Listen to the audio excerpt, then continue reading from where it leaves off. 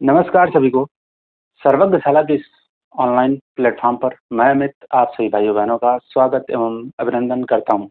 जैसा कि बहुत बड़ी खबर है, आपको पता चल चुका होगा अभी तक कि जो उत्तर प्रदेश लोक सेवा आयोग है, उसके द्वारा जो आरओ की परीक्षा 22 दिसंबर 2024 को, ये री एग्जाम है, 22 दिसंबर 2024 को प्रस्तावित थी। उसमें बहुत ही बड़ा बदलाव किया गया है। एग्जाम पैटर्न को बहुत बड़ा उसमें चेंज किया गया है और यह बदलाव आपको किस तरह प्रभावित करेगा, एग्जाम की दृष्टि से देखें तो आप पर कैसा इफेक्ट इसका आएगा और इसमें किसका जो है प्रॉफिट और किसका लॉस होगा, यानी स्टूडेंट का इसमें लाभ है या हानि है। इन समस्त बातों की चर्चा हम करेंगे आज की क्लास में। आपको कैसे आपकी स्ट्रेटजी होनी चाहिए पेपर को लेके, जो है उसको अटेम्प्ट करने को लेके, और टाइम मैनेजमेंट बहुत ही इंपॉर्टेंट रोल अदा करेगा। तो आज हम इसी पे चर्चा करेंगे कि बदलाव क्या हुआ है। तो बदलाव में अगर बात करें तो यह पेपर पहले अभी तक जो होता था, इसका जो पेपर हुआ 2023 में, उसमें क्या, जैसा कि आपको पता होगा, दो पेपर होते थे, दो पेपर। और दो पेपर में एक तो होता था आपका जीएस खंड, जो जीएस, और यह 140 नंबर का यह पेपर है, 140 क्वेश्चन होते थे। और जो दूसरा सेकंड सेकंड शिफ्ट में पेपर होता था 60 नंबर का, और यह होता था हिंदी सामान्य, सामान्य हिंदी। और हिंदी में जैसा कि आपको 6-7 पोर्शन है, जैसे आपका इसमें विशेष विशेषण, तद्भव तत्सम, पर्यायवाची, विलोम, और जो आपके वन वर्ड सब्स्टिट्यूशन होते हैं, यानी अनेक शब्दों के लिए एक शब्द, ये सारे खंड मिला के 60 क्वेश्चन पूछे जाते हैं। और प्रत्येक खंड से 10 क्वेश्चन, यानी टोटल 6 खंड और टोटल 60 क्वेश्चन। तो इस तरीके से पेपर का अभी तक पैटर्न होता था, दो शिफ्ट में होता था पेपर। लेकिन अभी कल ही नोटिस आई आयोग की, और मैं क्या बताऊं, मैं गवर्नमेंट और गवर्नमेंट के जो ब्यूरोक्रेट्स हैं इतने कंफ्यूज हैं कि हर एग्जाम का 2 महीने में उसका पैटर्न, 2 महीने में पैटर्न सिलेबस हर 2 महीने पे चेंज किया जा रहा है। अगर स्टूडेंट्स या जो आपके एस्पिरेंट्स हैं वो क्या करें, आप बताइए। अगर आप प्रिपरेशन कर रहे हैं, कभी कभी जो है ऑप्शनल सब्जेक्ट हटा दिया जा रहा है।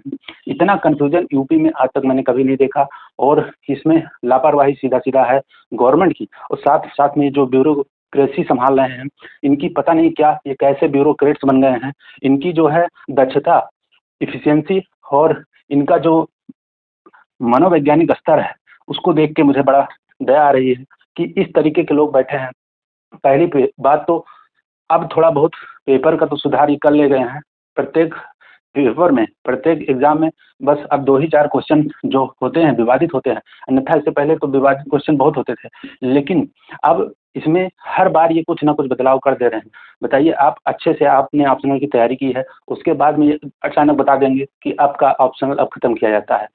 आपने जो समय ज़ाया किया है, एक किसी पर्टिकुलर सब्जेक्ट पे आपने कमांड हासिल की है, उसको ये व्यर्थ कर देते हैं। और इतना कंफ्यूज आयोग आयोग कंफ्यूज है, और कंफ्यूज होने के साथ लापरवाही की एक सीमा होती है। आप बताइए, बीपीएससी, बिहार जैसे पिछड़े राज्यों में लगातार जो है वैकेंसी आ रही है। वैकेंसी का आप देखिए, यूपी एग्जाम में, यूपी पीसीएस के एग्जाम में औसत रूप में देखें तो 300 वैकेंसी आ रही है।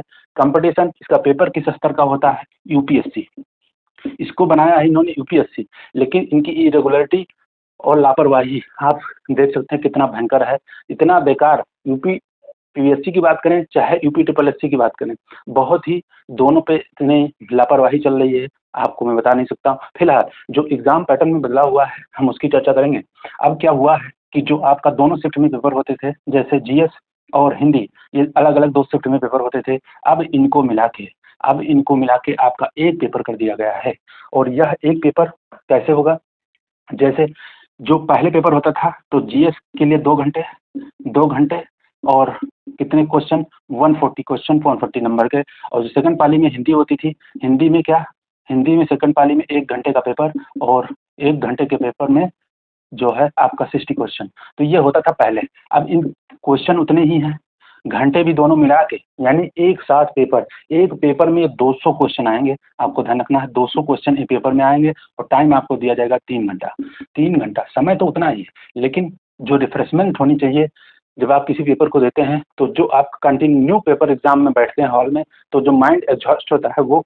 और दूसरी चीज़ है, दोनों का बिल्कुल अलग अलग है।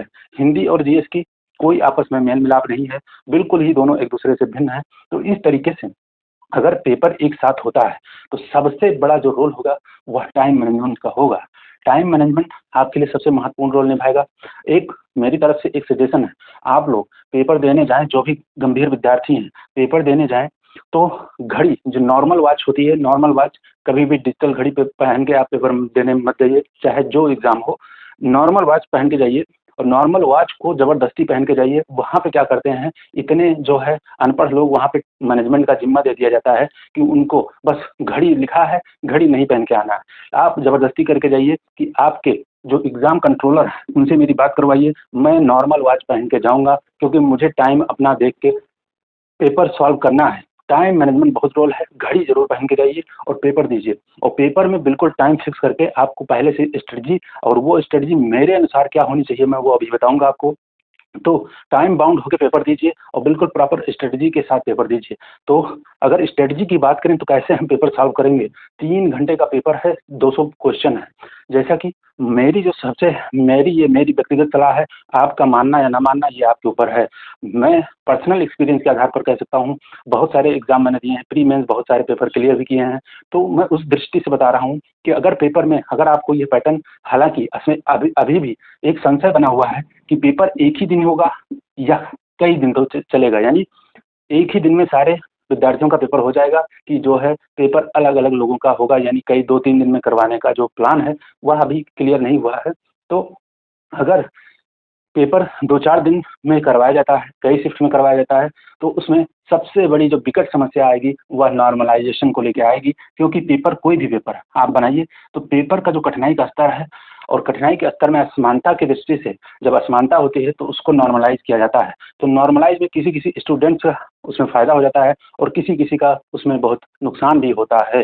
तो नॉर्मलाइज़ेशन सबसे बड़ी समस्या होगी। पेपर शिफ्ट अगर चेंज होता है, यानी कई शिफ्ट में पेपर होता है। अगर एक दिन होगा तो एक ही पेपर सबका होगा, तो अच्छा पेपर, मतलब एक तरीके से कोई उसमें विवादित बातें नहीं होंगी। अगर पेपर 2-3 दिन में होगा तो नॉर्मलाइज़ेशन सबसे बड़ी विकट समस्या होगी। तो इसको लेके भी विवाद होना है, निश्चित है। इसको विवाद लेकर इसको होगा। आयोग की जो कार्यशैली है या प्रक्रिया है, वैसे ही संदेह के घेरे में रहती है। जैसा कि कभी भी यह आपका प्री का एग्ज़ाम, हालाँकि यूपीएससी में भी होता है, यूपीएससी में, लेकिन यूपीएससी की बात आप यूपीएससी की तुलना किसी राज्य लोक सेवा आयोग से नहीं कर सकते, कभी नहीं कर सकते, क्योंकि यूपीएससी बिल्कुल नियमित है अपने कार्यों में, अपनी पारदर्शिता में, लेकिन इनका जो है हमेशा संदेह रहा है। तो इसलिए इनके जो संदेहास्पद कार्य हैं, उसको लेकर यह विवाद होगा। नॉर्मलाइज़ेशन, इसमें किसी को फ़ायदा दिया जाएगा, किसी को नुकसान दिया जाएगा। तो ये सारी बातें, समस्या उत्पन्न होने वाली है। तो सबसे बड़ी जो समस्या है, अगर पेपर 2-3 शिफ्ट में होता है तो ये बड़ी दिक्कत होगी, और अगर एक साथ होता है तो थोड़ी-सी अच्छी बात हम लोगों के लिए होगी। तो सबसे पहले तो आप बात करें, अगर पेपर को, इस तरीके का पेपर आता है, तो आपको कैसे उसको टैकल करना है। तो टैकल करने के लिए आपको मेरी जो पर्सनल जो राय है, सजेशन है, वह ये है कि आप सबसे पहले तो कमांड करिए आप इस 60 नंबर पे। 60 नंबर को अच्छे से पढ़िए। पर्टिकुलर डिफाइंड सिलेबस हैं, इस 60 नंबर के डिफाइंड सिलेबस हैं, वही बार-बार पूछे जाते हैं, तो उन्हीं को आप इसको बिल्कुल कमांड करिए। और नॉर्मल जो स्टूडेंट होता है, हिंदी हिंदी नॉर्मली पढ़ा हो, बहुत प्रिपेयर नहीं हो के गया हो, वो भी 40-45 क्वेश्चन इसमें कर ले जाता है। तो 40-45 या 40-50 क्वेश्चन एवरेज लोग कर लेते हैं। लेकिन जिसको पेपर क्लियर करना है, वो 40-50 में उसका काम नहीं चलने वाला है।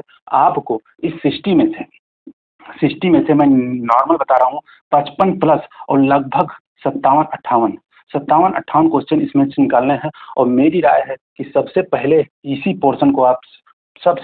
पोर्शन को करिए। पेपर आपको मिलते ही आप हिंदी पोर्शन पे जाइए, हिंदी पे, और सबसे पहले इसी को सॉल्व करिए। पहली बात, इससे क्या होगा, इससे लाभ ये होगा कि आपको सबसे पहले पढ़ के सीधा आंसर टिक करना है।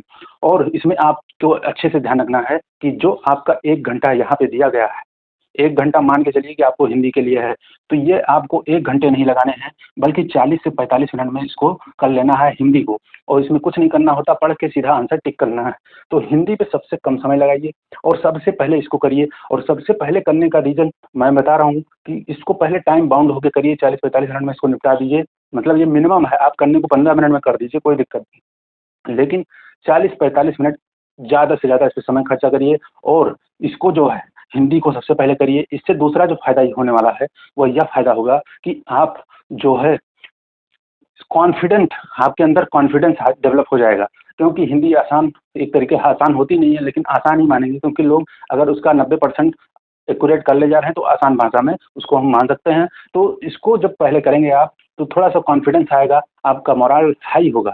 तो इसको क्या करना है, सबसे पहले आपको हिंदी करना है और कम से कम समय में करना है। उसके बाद हम सीधा आएंगे जो सबसे ज़्यादा टाइम लेने वाला है जीएस में। जैसा कि जीएस में आपको पता होगा, जीएस में कुछ क्वेश्चन रीजनिंग और मैथ के भी आते हैं और यह बेहद आसान क्वेश्चन आते हैं रीजनिंग मैथ के। तो रीजनिंग मैथ को उसके बाद हिंदी के बाद रीजनिंग मैथ करिए। और रीजनिंग मैथ में एक दो क्वेश्चन को छोड़ के बहुत ही आसान आते हैं, एक दो क्वेश्चन पे टाइम लगता है, जिसमें आपका श्रेणी वाला जो सीरीज वाले क्वेश्चन आते हैं, मिसिंग नंबर वाले आते हैं ऐसे टाइप के, उसमें थोड़ा सा आपको हो सकता है माइंड लगाना पड़े, अदरवाइज बहुत ही आसान होते हैं। तो हिंदी के बाद रीजनिंग मैथ सॉल्व कर दीजिए और उसके बाद जीएस पे आइए, क्योंकि जीएस का पेपर बहुत ही अच्छा होता है, बहुत अच्छे लेवल का होता है। तो उसको बारीकी से प्रत्येक प्रश्न को, साथ में उसके प्रत्येक विकल्प को, ऑप्शन को बहुत कायदे से समझते हुए और फिर उस पर ज़्यादा से ज़्यादा टाइम दीजिए। आप मानिए कभी भी हारो यारो का जो कट ऑफ होता है वह 140 145 मैक्सिमम आज तक का रिकॉर्ड है, तो अभी तक गया है। तो अगर मान लीजिए 140 नंबर 140 कट ऑफ जाती है, मैं हाईएस्ट कट ऑफ बता रहा हूँ, ये 140 कट ऑफ जाती है। तो अगर 60 में आप 50 मान लेते हैं, 55 प्लस आप हिंदी में कर लेंगे तो आपको जीएस में कितने लाने हैं, 140 भी घटा दीजिए तो कितने हो गए यहाँ पे 85। टोटल सोचिए 85 क्वेश्चन आपको सिर्फ जीएस चलाने हैं और जिसमें 5-10 क्वेश्चन के आसपास रीजनिंग और मैथ होता है, तो इसमें 10 और निकाल दीजिए, 75 क्वेश्चन आपको जीएस में सही करने हैं। और यही सबसे बड़ी दुविधा हो जाती है, इसी को 75-80 क्वेश्चन सही करने में लोगों की जो है क्या क्या याद आते हैं आपको मैं बता नहीं सकता हूँ। तो इसको बहुत ही ध्यान से करना है, ज़्यादा से ज़्यादा समय इस पर खर्चा करिए। ये मान के चलिए लगभग 1.5 घंटे 1.5 आवर आपको इस पे खर्चा करना है, और ज़्यादा ही मान लीजिए तो इस पे आपको बहुत अच्छे से टाइम देना है, क्योंकि इसमें अब पेपर क्वेश्चन का लेवल बहुत अच्छा होता है। आर का पहले भी अच्छा होता था, लेकिन अब और एडवांस लेवल है, तो इसको बहुत अच्छे से पढ़ते हुए इसको सॉल्व करेंगे। और उसके बाद में इस तरीके से पेपर को टैकल करना है। वॉच जरूर पहन के जाइए, आप लोग वॉच पहन के जरूर जाइए। टाइम मैनेज, वहाँ की घड़ी का कुछ भरोसा नहीं है, वहाँ पता चलेगा फास्ट किए रहेंगे या पीछे किए रहेंगे तो उसमें आपको दिक्कत होगी। तो इसको अच्छे से पढ़ना है।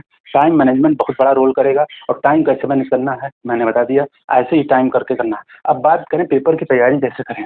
पेपर की तैयारी कम समय में आपको, जैसा कि दिसंबर में परीक्षा है और परीक्षा है दिसंबर में, तो कैसे तैयारी करें। तो तैयारी, जो पुराने लोग हैं वो तो अनुभवी हैं, उनको पता होगा, लेकिन जो नए लोग हैं उनको मैं सिर्फ एक सजेशन दूंगा कि आप, वैसे पुराने लोगों के लिए भी ये अप्लीकेबल है, क्योंकि ये पुराने लोगों के लिए भी अप्लीकेबल है। वो यही चीज़ें फॉलो करेंगे। जो पुराने यानी एक्सपीरियंस एस्पिरेंट हैं वो क्या करेंगे, इस दौरान ज़्यादा से ज़्यादा क्वेश्चन सॉल्व करेंगे, क्वेश्चन क्वेश्चन सॉल्व करेंगे। और क्वेश्चन सॉल्व करने के साथ आपको अच्छे से करंट अफेयर बहुत अच्छे से पढ़ना है। करंट अफेयर का बहुत रोल है, तो करंट अफेयर्स जितना पढ़ सकते हैं उतना पढ़िए, और साथ में खूब क्वेश्चन लगाइए। क्वेश्चन आप एक समझ लीजिए, मैं एक्सपीरियंस के आधार पर कह रहा हूँ, कभी भी कोई एग्जाम अगर क्लियर करना है, निकालना है, तो उसमें जो सबसे बड़ा आपका वो फायदा है कि आपको बुक ज़्यादा नहीं पढ़नी होती है। बुक अगर आप पढ़ लीजिए, मान लीजिए 10 बार, 10 नहीं 20 बार, मान लीजिए 20 बार भी किसी बुक को आप पढ़ लेते हैं, तब भी आपका उसका 40% अगर पूछ लिया जाएगा तो आप नहीं बता सकते, क्योंकि उस तरीके से आपका माइंड नहीं है कि आप एक बार पढ़ के और वो उसको पूरा कंठस्थ कर जाएंगे। तो इसमें क्या करना होता है कि आप अगर किसी चीज़ को याद करना है तो ज़्यादा से ज़्यादा क्वेश्चन सॉल्व करिए। क्वेश्चन जितना सॉल्व करेंगे, आप समझ लिए क्वेश्चन सॉल्व कर रहे हैं, कोई क्वेश्चन गलत हुआ उसका एक्सप्लेनेशन देख रहे हैं, तो साथ में तैयारी ही तो आपकी हो रही है, बार बार रिवाइज होगा, और जो चीज़ दिमाग में फोकस ज़्यादा डालते हैं उसको अच्छे से याद हो जाता है। तो ये चीज़ दिमाग पर प्रेशर जो पड़ेगा उसको अच्छे से याद, वो दिमाग में एकदम फिट हो जाएगा। तो आपको ज़्यादा से ज़्यादा क्वेश्चन सॉल्व करने हैं, साथ में करंट अफेयर करना है। ये पुराने और सामान्य लोगों की सबकी बात। और एक काम जो नए लोग हैं जिनको जीएस थोड़ा कमज़ोर है, उनके लिए मैं बता दूं, वो जो नई वाली लूसेंट है, लूसेंट लूसेंट एक ऐसी बुक है जो हमेशा रिलेवेंट है, और ये रामबाण दवा है, समझ लीजिए आपके लिए रामबाण दवा है। आपको ये दवा के रूप में काम करती है लूसेंट। तो नई वाली लूसेंट, पुरानी वाली नहीं, पुरानी नई वाली में कुछ बहुत सारे अपडेट हैं और कुछ थोड़ा एक्स्ट्रा कंटेंट है। नई वाली लूसेंट पढ़िए जीएस की, और नई वाली लूसेंट को मतलब आपको 3-4 बार कम से कम पढ़ लेना है लूसेंट।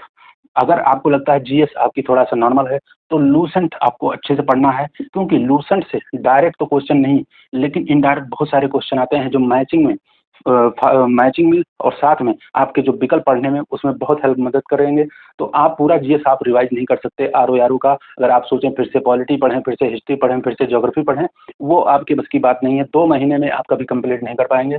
तो आपको सीधा लूसेंट जितनी बार पढ़ सकते हैं उतनी बार पढ़िए, जिनका जीएस कमज़ोर है, और साथ में क्वेश्चन डेली लगाइए और करंट अफेयर को जितना पढ़ सकते हैं उतना पढ़िए। ये नए लोगों के लिए है, और पुराने लोग भी जिनको जीएस दोहरान करना है, जिनको लगता है थोड़ा-सा जीएस पढ़ लें, तो लूसेंट के अलावा कुछ मत पढ़िए। लूसेंट के साथ आपको सिर्फ़ क्वेश्चन करना है अच्छे लेवल के स्टैंडर्ड यूपीपीएससी के जितने प्रीवियस पेपर हैं, और या जो मॉक टेस्ट मिलते हैं मार्केट में, उसको ले आइए और उसको सॉल्व करिए। ज़्यादा से ज़्यादा सॉल्व करिए, आपका बहुत अच्छे से रिवीजन, बहुत अच्छे से तैयारी हो जाएगी। तो इस तरीके का आपको प्रोसीजर फ़ॉलो करना है। पेपर को कैसे टैकल करना है, ये भी मैंने बता दिया। अभी एक और दुविधा है कि जो पीसीएस का पेपर होने वाला था 27 अक्टूबर को, वह होगा कि नहीं? तो मेरी तरफ से मैं ना आयोग में हूँ, ना मेरे चाचा-दादा आयोग में हैं, मैं ऐसा कोई टिप्पणी नहीं करता हूँ जो मुझे नहीं पता हो। तो जब तक आयोग की ऑफ़िशियल की ना आए, ऑफ़िशियल नोटिस ना आए कि नहीं, ऑफ़िशियल नोटिस ना आए, तब तक आप मान के चलिए पेपर 27 अक्टूबर को होगा। क्लियर मान के चलिए पेपर, यह आयोग है, इसका ये रोज अपना रूप बदलता है। आप समझ लीजिए गिरगिट रोज बदलता है। अभी पेपर करवाना हो 10 दिन पहले नोटिफिकेशन आ जाएगा कि एडमिट कार्ड डाउनलोड कर लीजिए, आपका पेपर होगा। नहीं करवाना है तब भी 10 दिन पहले आ जाएगा।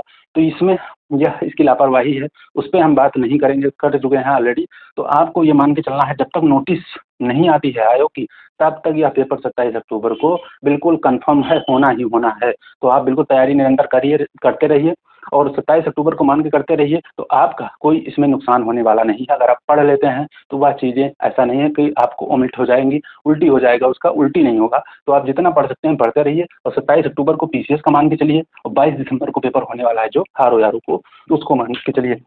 जो मेरा एक्सपीरियंस है उसके आधार पर मैं बता रहा हूँ। तो मुझे आशा है आप सबको यह चीज़ें पसंद आई होंगी। यह जानकारी मेरे द्वारा दी गई जो आपको समझ में आ गई होगी। अगर कोई डाउट है तो कमेंट सेक्शन में अपना आप कमेंट कर सकते हैं, पूछ सकते हैं, और अपना फीडबैक अवश्य दिया करिए कमेंट में। और साथ में अगर चैनल पे नए हों तो सब्सक्राइब करना भी बिल्कुल नहीं भूलना है। तो मिलेंगे किसी नेक्स्ट पॉइंट पे, तब तक के लिए आप सभी को राधे राधे, जय श्री कृष्णा।